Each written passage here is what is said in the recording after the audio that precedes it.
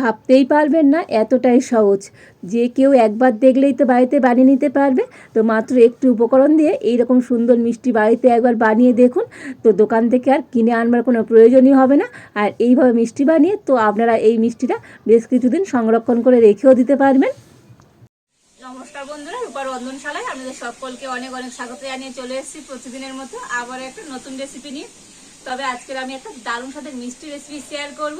এই মিষ্টিটা আপনারা বাড়িতে খুব সহজেই তৈরি করে নিতে পারবেন, তাও আবার কি মাত্র একটু উপকরণ দিয়ে। তো একটু উপকরণ দিয়ে যে এত সুন্দর মিষ্টি বানানো যায়, তো আপনারা পুরো রেসিপিটা না দেখলে বিশ্বাসই করতে পারবেন না। তো আপনারা সঙ্গে থাকুন আর প্রথম থেকে শেষ পর্যন্ত পুরো রেসিপিটা দেখতে থাকুন। আশা করি আজকের রেসিপিটা আপনাদের অনেক অনেক ভালো লাগবে। তবে চলুন দেরি না করে শুরু করে দিই আজকের রেসিপিটা। আর এখানে একটা কড়া নিয়েছি, তবে উনুনটা কিন্তু আমি এখনো জ্বালিনি। তো কড়াটা আমি উনানের উপর বসিয়ে দিয়েছি, আর কড়াতে আমি দিয়ে দেবো চিনি। তো এই বাটি মাপ করে আমি 2 বাটি চিনি নিয়ে নেব।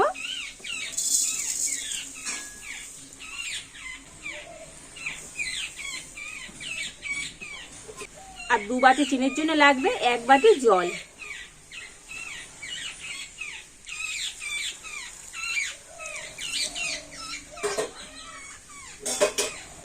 আর এবারে আমি উনুনটা জ্বেলে দিয়েছি, আর এখন নেড়ে ছেড়ে চিনিটা খুব ভালোভাবে গলিয়ে নেব।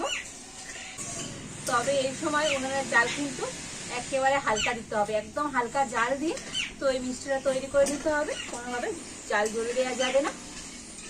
তো হালকা জাল দিয়ে নেড়ে ছেড়ে তো এই চিনির রসটা একটু ভালো করে ফুটিয়ে নেব। চিনিটা ভালো মতো গলে গিয়েছে আর চিনির সিরাপটা একটু ফুটে গিয়েছে। আর এবার আমি এর মধ্যে দিয়ে দেবো পাতি লেবু। তো অর্ধেক পাতি লেবুর রস আমি চিপে এই চিনি শিরার মধ্যে দিয়ে দিই।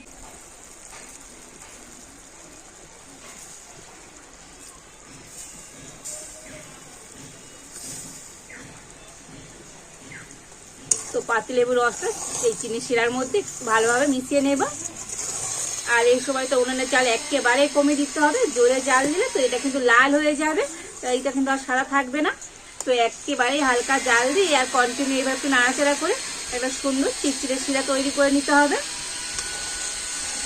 তবে মনে রাখতে হবে উনুনের জাল কিন্তু কোনোভাবে জোরে দেওয়া যাবে না, একেবারে হালকা জাল দিয়ে আর কন্টিনিউ এভাবে নাড়াচাড়া করে নিতে হবে।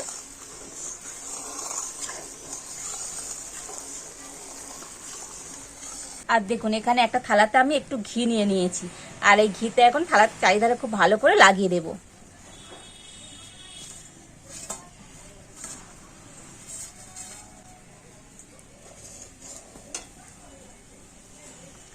তো দেখুন ঘিটা থালার চারিধারে খুব ভালো করে লাগিয়ে দিয়েছি।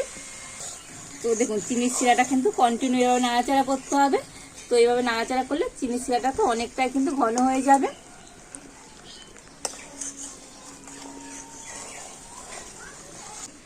তো চিনির শিরাটা আমি বেশ কিছুক্ষণ ফুটিয়ে নিয়ে অনেকটাই ঘন করে নিয়েছি। তবে চিনির শিরাটা ঠিকঠাক রেডি হলো কিনা দেখে নিতে হবে, তার জন্য বাটিতে করে আমি একটু জল নিয়ে নিয়েছি আর একটুখানি চিনির শিরা বাটির মধ্যে দিয়ে দেব। তো দেখুন একটু চিনির শিরা আমি বাটির মধ্যে দিয়ে দিয়েছি, আর একটু রেখে তারপরে আপনারা একটু হাত দিয়ে এইভাবে দেখে নেবেন। তো দেখুন এটা কিন্তু এক জায়গায় খুব সুন্দরভাবে জড়ো হয়ে যাচ্ছে। তো দেখে বুঝতে পারছেন, দেখুন হাত দিয়ে নেবেন, এক জায়গায় এইরকম সুন্দরভাবে জড়ো হয়ে যাবে। যখনই এরকম হবে চিনির শিরাটা তখনই নামিয়ে নিতে হবে। তো আজকের মিষ্টির জন্য চিনির শিরা আমার একেবারে রেডি, আর এখন আমি নামিয়ে নেব। আর এদিকে আমি যে থালার মধ্যে ঘি লাগিয়ে রেখেছিলাম, তো চিনির শিরাটা আমি সেই থালার মধ্যে ঢেলে দেব। তো চিনির শিরাটা এবার একটু ঠান্ডা করে নেব, আর এটা একটু ঠান্ডা হলে তো এটা খুব টাইট হয়ে খুব সুন্দরভাবে জমে যাবে। তো মিশ্রণটা 5 মিনিট আমি এইভাবে রেখে দিয়েছিলাম, আর এটা অনেকটাই ঠান্ডা হয়ে গিয়েছে। তবে একেবারে কিন্তু ঠান্ডা হয়নি। তো খুন্তি দিয়ে এইভাবে আমি করে নেব, মানে সাইড দিয়ে তুলে মাঝখানে এইভাবে এক জায়গায় এইভাবে জোড়ো করে নিতে হবে। আর এইভাবে করতে করতে দেখবেন এটা অনেকটাই টাইট হয়ে যাবে।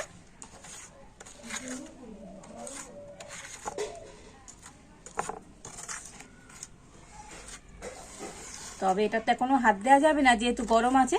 তো খুন্তি দিয়ে এইভাবে করে নিতে হবে।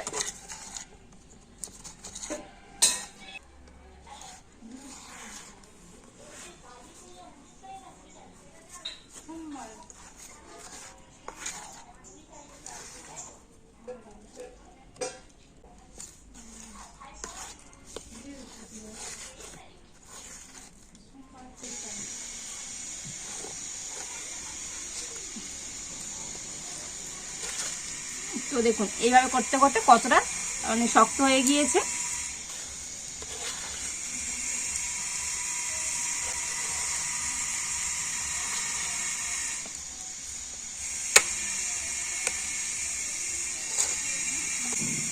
আর এবারে হাত দিয়ে এটাকে তুলে নিতে হবে, তবে হাতে একটু ঘি লাগিয়ে নেবে, যদি এটা গরম এইভাবে আস্তে আস্তে নিয়ে নিতে হবে।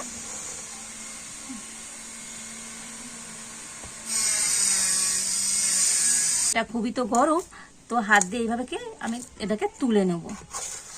তুলে আমি একটা অন্য থালাতে করে নিয়ে নেব, তবে এই থালাতে একটু আমি ঘি লাগিয়ে দিয়েছিলাম।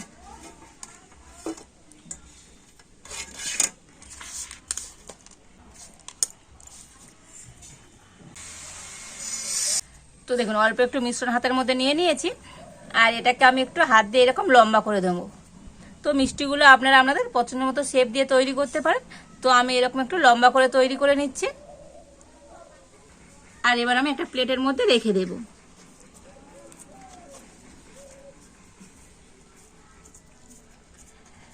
তো একটু গরম গরম অবস্থায় এইভাবে মিষ্টিগুলো তৈরি করে নিতে হবে। তো আমি লম্বা করছি বলে যে আপনাদের লম্বা করতে হবে তেমন নয়, তো আপনারা আপনাদের পছন্দ মতো শেপ দিয়ে মিষ্টিগুলো তৈরি করে নিতে পারেন।